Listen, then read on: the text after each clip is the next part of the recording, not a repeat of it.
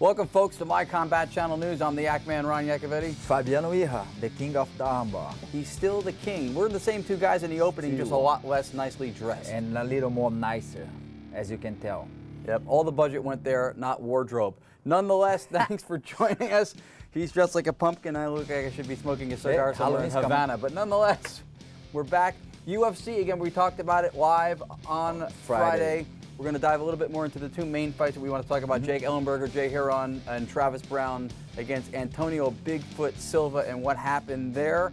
We'll also cover some Invicta, FC number 3, some Champions Crown for the first time, and we got to go back a little bit once again to our pal Dave Batista from the WWE, premiering have a lot to talk about that. Rhode Island in a mixed martial arts event for the first time. Came out victorious, but we're going to get a lot more into that. Yep, a little more deep inside. Anyway, let's follow up. Let's take a look at the video of the UFC on FX. Number 5. Number 5. So we can go ahead and talk a little bit about that. The first one was the big Antonio Silva and Travis Brown, Antonio Bigfoot Silva. Again, what was so fascinating about how this fight turned out was, if you thought it was a ground war, you're giving it to Silva because his jiu-jitsu's stronger. Yep. If it was a striking battle, you're thinking Travis Brown, until that happened. That was amazing, right? Like, yes. Well, Bigfoot was down on the odds for that fight. And right, Brown undefeated going Travis into that Brown, fight. He won the undefeated. And, he's the striker. Yeah. And every fight, as you know, starts on their feet. But Antonio been pulled that up before. I believe the one or two fights before, he also pulled that out, that he was underdog and he won the fight.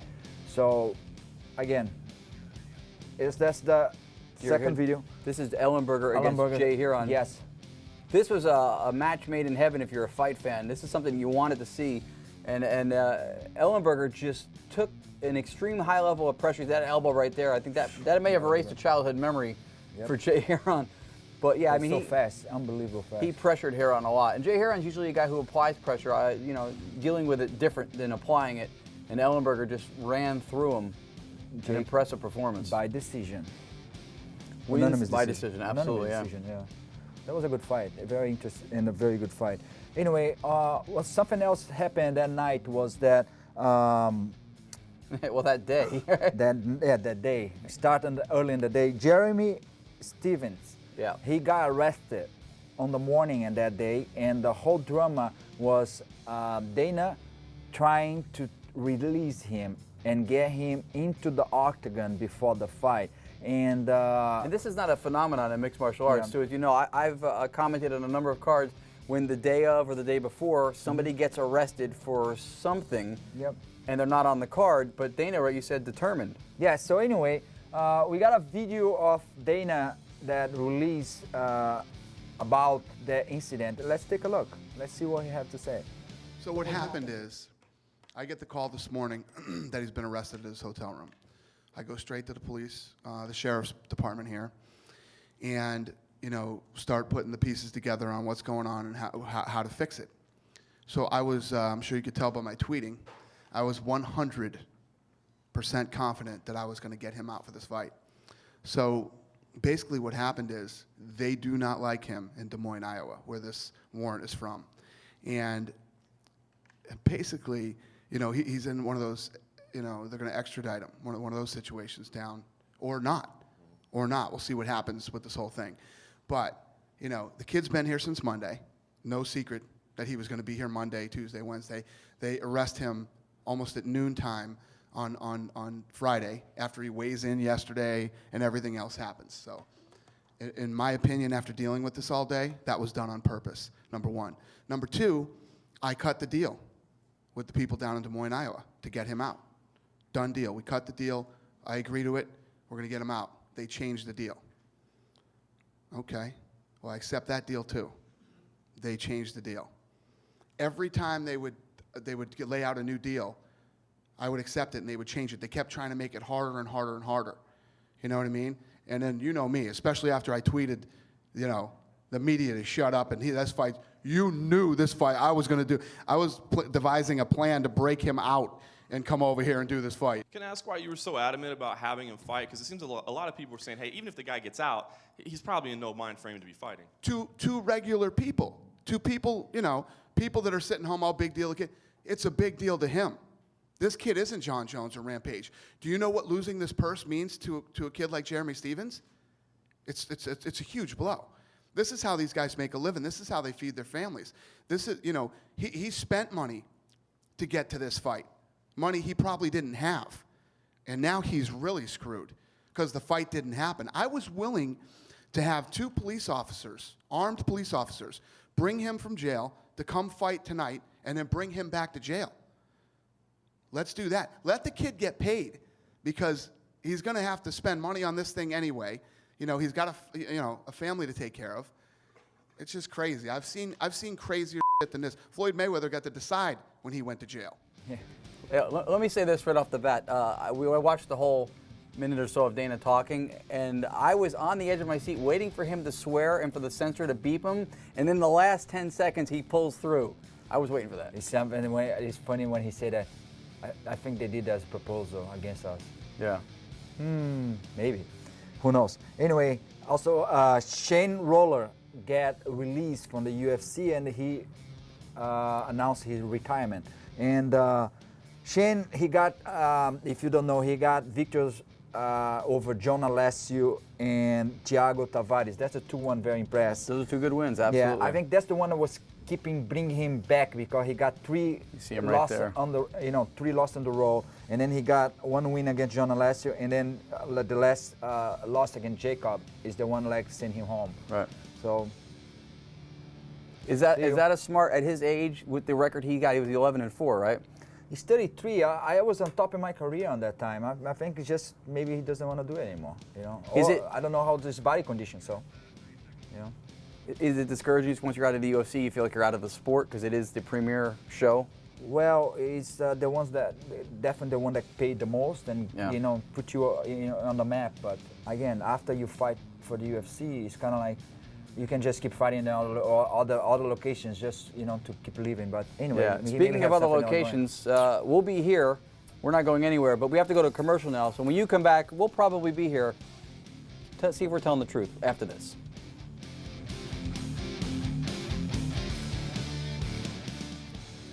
Welcome back, folks, to My Combat Channel News. All right, we're going to move on.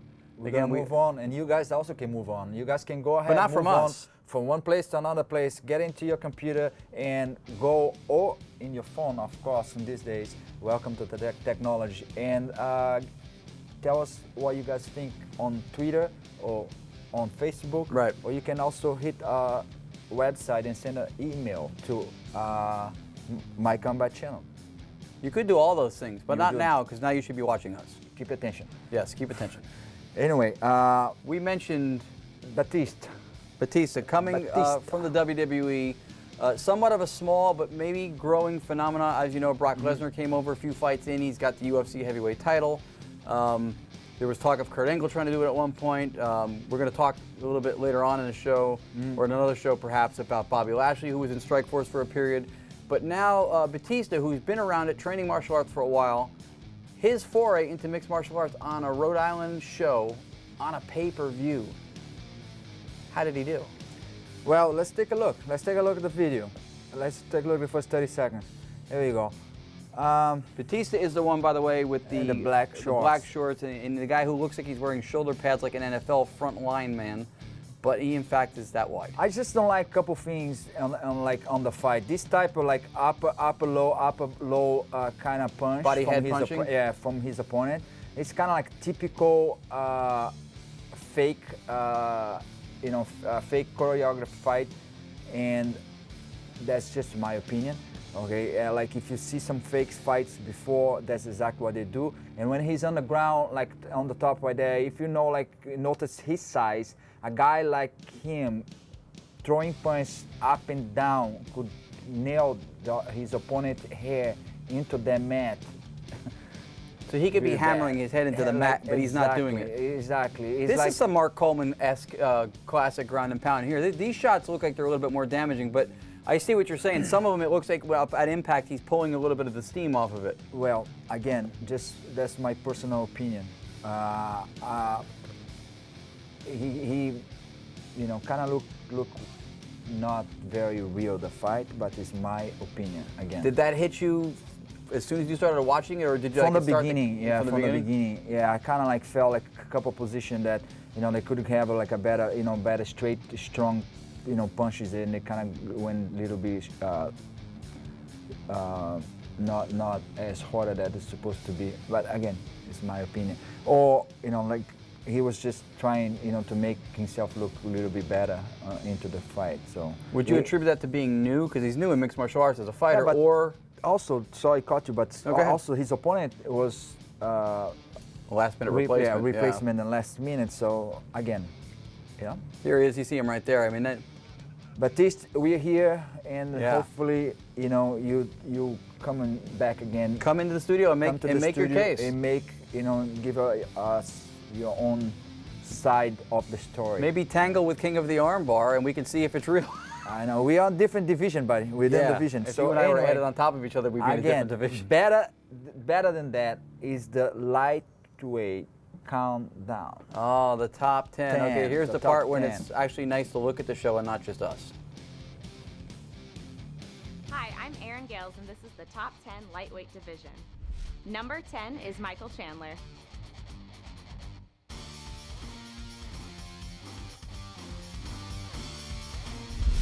And number 9 is Clay Guida.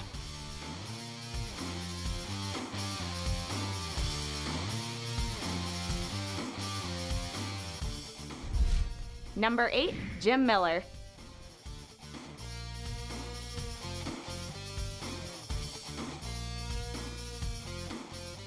Number 7, Donald Cerrone.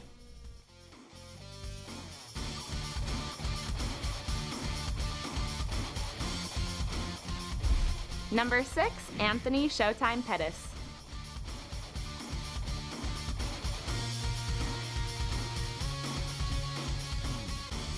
And number 5 is Gilbert El Nino Melendez.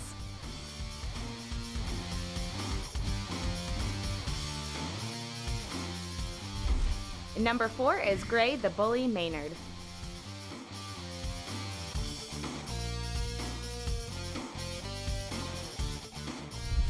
Number 3, Nate Diaz.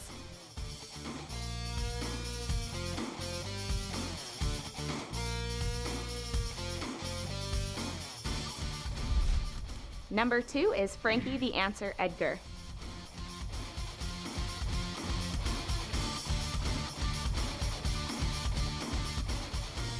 And number 1 is Benson Smooth Henderson.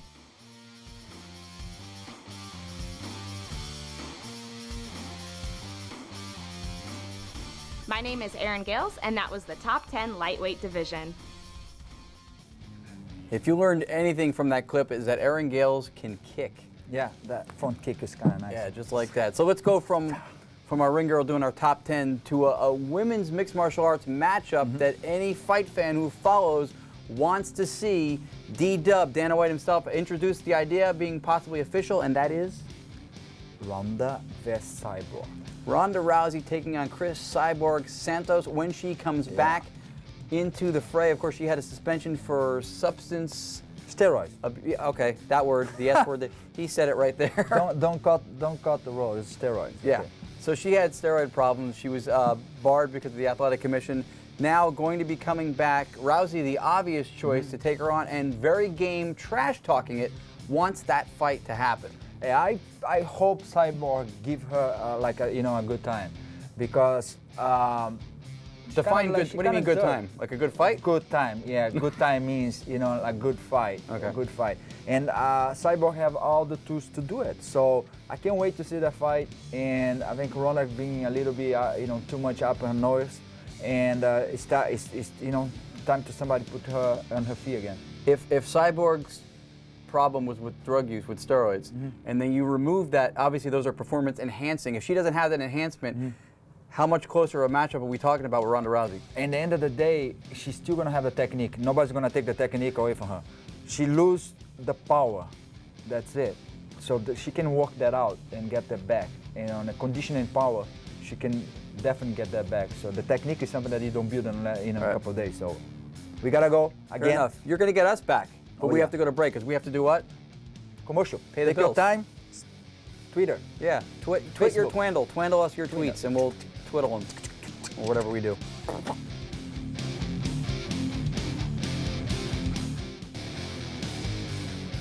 Welcome back, guys. So now we got something very exciting to talk about. Is this next weekend, the UFC 153 in Brazil, Rio de Janeiro, Brazil. That's the main event. Is the Spider, Anderson Silva, against Stephen Bonner. The American Psycho. Yeah. Odds way against Bonner, right? Yes. But we talked about this off camera. We talk off camera, by the way. We don't just show up here and meet for the first time. I just have to say something.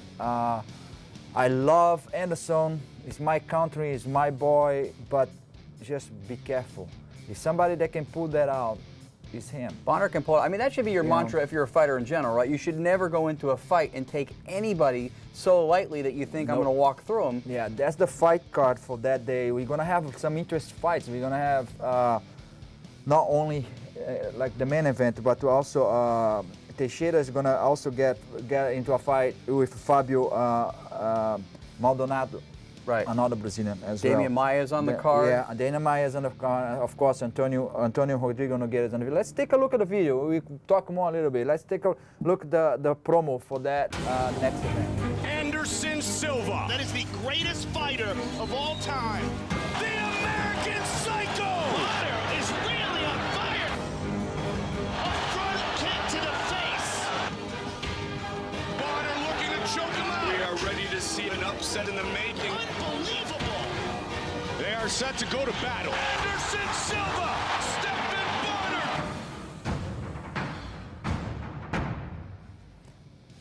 Bonner. One kid that's gonna be fighting also that I like him a lot is Eric Silva. On the last fight, they got a little problem about Yamazaki stopping the fight in a kind of like weird situation. So Eric is a very good fighter that should be on top of that list now. And he'll be tested heavily because he's going to be matched up against 23-4-1 John Fitch. Oh yeah, that's the testing right there. If he passes that, that's it. There's nothing going to stop him after that.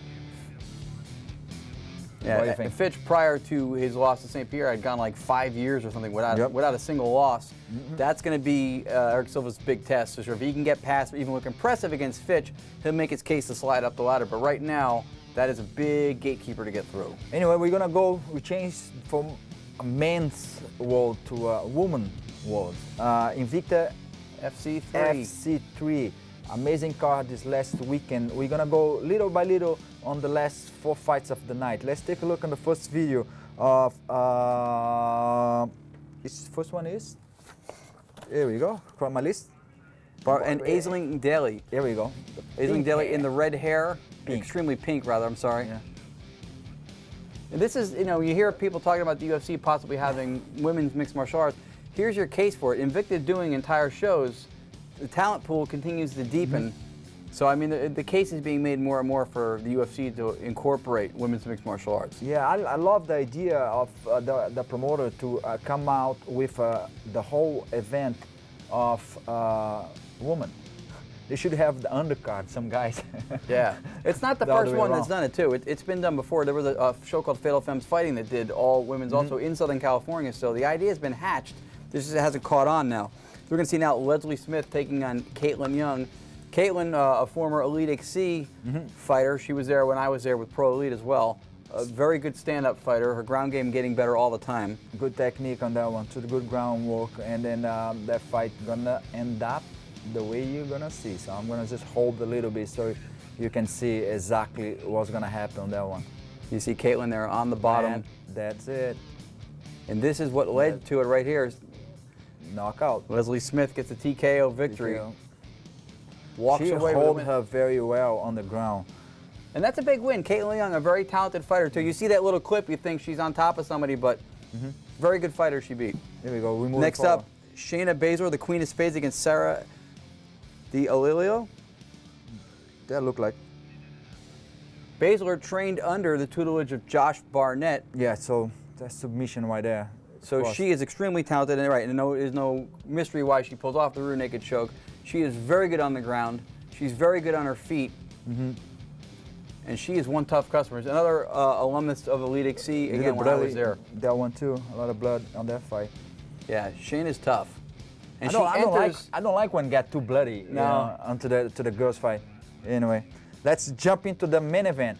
This is one I'm extremely excited about. Jessica Penne taking on Nahu Sugiyama. Penne fought in that Fatal Femme show I told you about earlier that had all women's mixed martial arts. She has been working it for a long time. She's extremely talented, dedicated athlete, and Jessica Penne captures the first ever title in that weight class. Jessica been doing very, very well. I don't know exactly how much she weighed.